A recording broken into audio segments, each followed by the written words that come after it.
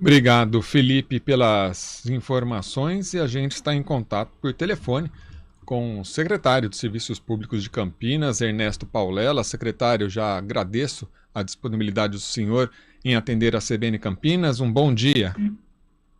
Bom dia, André. Prazer grande falar com você e com os nossos ouvintes da CBN. Secretário, com relação então a essa investigação, né, ontem a Prefeitura já havia anunciado essa informação, uma árvore impressionante o tamanho dela, né? A gente tinha essa referência, infelizmente, quando observava o carro, né, embaixo, o tronco dela parecia até maior do que a própria altura do veículo, tudo que aconteceu. E com relação a isso, a Prefeitura já anunciou, o Felipe já trouxe essas primeiras informações. Quanto tempo deve levar esses trabalhos, né, para apurar tudo isso que aconteceu, para até buscar um planejamento e algo para se evitar, né, que aconteçam novas quedas? Bem, André, veja, primeiro é importante dizer que a Prefeitura ela tem um olhar muito precioso sobre o Bosque do Jequitibás, em especial o Bosque do Jequitibás. Os técnicos, engenheiros agrônomos e florestais da Secretaria, do Departamento de Parques e Jardins, fazem periódicos exames e observações oculares nas principais árvores do bosque, como alguns jequitibás. Essa figueira era uma árvore bastante observada, né? E então não existe negligência da Prefeitura em relação a isso. Tanto é verdade que várias vezes nós tiramos, inclusive, jequitibás da mata que estavam inclinando com perigo de queda. Este caso especificamente da Figueira Branca, o que ocorreu foi alguns fatores que se juntaram. O primeiro, a saturação do solo. Nas últimas, até ontem, né, nas últimas 72 horas, choveu 115 milímetros. É metade da série histórica para o mês de dezembro. Quer dizer, em 3 dias choveu mais da metade do mês inteiro. Isso satura o solo e a árvore, como ela se fixa no solo, ela perde a resistência. Esse é um fator. Uhum. O outro fator desta árvore é que ela é uma árvore que foi disseminada naturalmente nesse fragmento florestal. Ou seja, pássaros, pequenos animais que comem o figo que tem a semente, disseminou e ela germinou na superfície. É diferente de quando eu abro uma cova de 70, 80 centímetros de profundidade e diâmetro para plantar uma árvore. Quando ela nasce na superfície, o seu sistema radicular costuma ficar na superfície. E isso também acabou por facilitar essa queda associada a uma corrente de vento que chegou a 25 quilômetros horários. Então, todos esses fatores certamente levaram à queda dessa árvore. Com relação a uma questão que foi levantada, de que poderia ter sido cortado raiz, não procede. Tanto é verdade que o lado da árvore que teve rompimento de raízes foi o lado oposto ao alambrado, né? O lado do alambrado não houve rompimento de raízes. A calçada já existia, uma calçada de concreto. Ela foi retirada e colocado o intertravado, que é mais drenante, é mais adequado. Então, no nosso entendimento, o que ocorreu ali foram fatores naturais, né?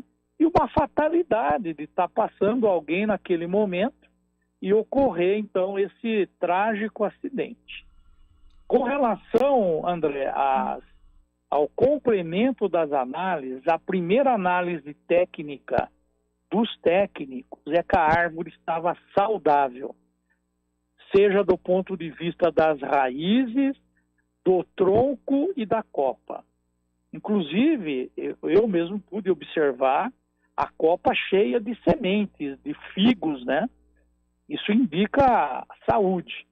Mesmo assim, nós vamos enviar semana que vem fragmentos da raiz, da base e da copa para o Instituto Biológico e para o Instituto Agronômico para análise de laboratório, para verificar possibilidades nos dois institutos, né, de encontrar alguma doença, alguma patologia, ou mesmo algum indício que a olho nu não vimos, de coleobrocas, né, de insetos. Então, uma análise entomológica. Isso, então, vai nos dar segurança do laudo técnico inicial feito. Uhum. Agora, secretário, a gente teve essa queda de árvore aí no bosque. Durante a tarde, a gente teve uma outra queda de árvore, nesse caso, felizmente, até falava agora há pouco, em frente a uma escola municipal, o Centro Municipal de Educação Infantil Marília Martorano Amaral, isso na região lá da Vila Padre Manuel de Nóbrega. Felizmente, por lá não houve vítimas, até porque, né, tá todo mundo em férias lá, não sei o que aconteceria caso tivessem vans e outros veículos trafegando lá num horário de saída, de chegada de aluno. São várias árvores que existem, como o senhor falou. Tem árvore que foi disseminado, né, ela cresceu, não foi árvore plantada aí pela própria administração, algo assim. Com relação a um planejamento, até o vereador Cecílio Santos, ele mandou a participação dele aqui como ouvinte mesmo, né, pedindo, né, até um questionamento junto à Secretaria de Serviços Públicos para saber atualmente como está esse planejamento, tempo de poda, de extração de árvores, porque a gente sabe que dá uma demanda muito grande por parte da população. A gente sempre recebe também reclamações de 2, 3 a 4 meses para se realizar uma vistoria ou uma poda de árvores. Como está esse trabalho por parte da Secretaria? Olha, nós temos hoje uma empresa contratada, terceirizada, para a realização das podas e remoção de árvores. Nós temos 10 equipes. Cada equipe é composta por um caminhão e por 10 funcionários com motosserras e equipamentos. Nós recebemos todo mês entre 800 e 1.000 pedidos de podas e remoção de árvores. Claro, remoção chega a ser 1/10 dos pedidos, né? A maior parte se refere à poda. Por que a poda? Porque as árvores... Bom, primeiro que Campinas é uma cidade muito arborizada, em especial nos bairros mais antigos, né? Os bairros mais novos, elas estão em crescimento. Tanto que nós estamos fazendo um plantio de árvores, 5.000 árvores no Campo Grande.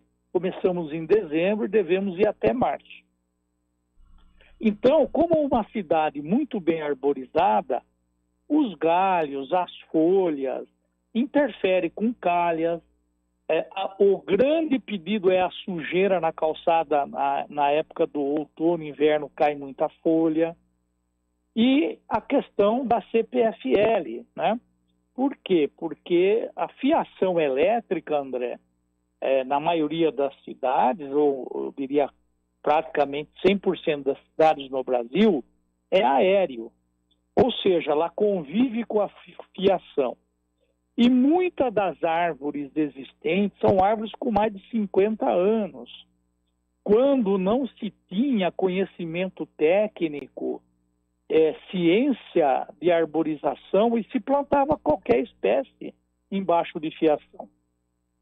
Então é preciso conviver a arborização com fios. E aí vem a poda de árvore que se faz necessário. Tudo isso é feito pela prefeitura dentro das possibilidades orçamentárias da prefeitura, né? Então, Hoje eu diria que uma poda de árvore pode levar de 1 a 3 meses para ser executada. Muitas vezes, a poda de árvore solicitada interfere com a rede elétrica. E nesses casos, a poda tem que ser feita juntamente com a CPFL. E em alguns casos, desligamento de energia, e aí a demora que se tem um pouco. Mas existe um atendimento muito bom, na minha opinião, porque nós atendemos perto de 500 pedidos de poda por mês, né? É um volume grande, sem sombra de dúvida. Uhum. Agora, o maior problema, André, hoje, com a arborização urbana, em especial nas grandes cidades, está relacionado à segurança. Porque as árvores, à noite, acabam, de certa forma, escurecendo um pouco as ruas. E o cidadão se sente ameaçado pela árvore. E daí o grande pedido para cortar a árvore e remover a árvore. Então, na verdade, é mais um problema de segurança pública do que de arborização. A árvore tem uma função na qualidade de vida extremamente importante, né? Ela é um filtro porque ela capta o gás carbônico dos carros para fazer a fotossíntese, e com isso ela é um filtro importante. E quanto mais árvores a gente tiver, melhor será a qualidade do ar que nós respiramos. Uhum. Além da pequena fauna, do pernoite, da reprodução de aves, aninhamento, tudo isso está ligado à permanência das árvores. Secretário, nosso tempo está acabando aqui, a gente já tem que ir para o repórter CBN. Só uma questão aqui, até o ouvinte mandou ontem para a gente, até em função depois da queda da árvore no bosque, pedindo também uma atenção especial com relação a várias árvores. No final da abolição, da Rua da Abolição, próximo onde tem o Senai, tem aquela subidinha da ponte, né, da Ponte Preta, lá para acessar a Barão de Jaguara, lá tem aquele canteirinho central, está esmagado com árvores, tem árvore inclinada, está estufada a rua, quem passa por lá sabe. Eu mesmo passo no sentido da volta, mas no sentido de indo para o centro, e o ouvinte também mandou ontem com relação a isso. Não sei se a Secretaria... Essas árvores é uma espécie chamada albízia. Ela foi plantada nos anos 70, quando fez a duplicação da glicério naquele período lá. Essa árvore é uma árvore que não é nativa da flora brasileira, é uma árvore africana e de porte enorme. Nós já fizemos o laudo técnico, eu não lembro agora a quantidade, mas deve ser qualquer coisa, 20 a 30 árvores, Isso. que serão suprimidas, ou seja, removidas justamente pelo estrangulamento provocado pelas guias e pelo asfalto. Tem uma previsão para serem extraídas? Serão extraídas no mês de janeiro. Tá. O laudo técnico já está pronto e em janeiro agora nós vamos fazer a remoção dela. Uhum. Secretário Ernesto Paulela, muito obrigado, viu, pela disponibilidade de nos atender aqui na CBN Campinas. Um bom final de ano para o senhor. Obrigado, André. Um prazer muito grande falar com você, com os ouvintes da CBN. Obrigado, um bom dia. Agora 10h28.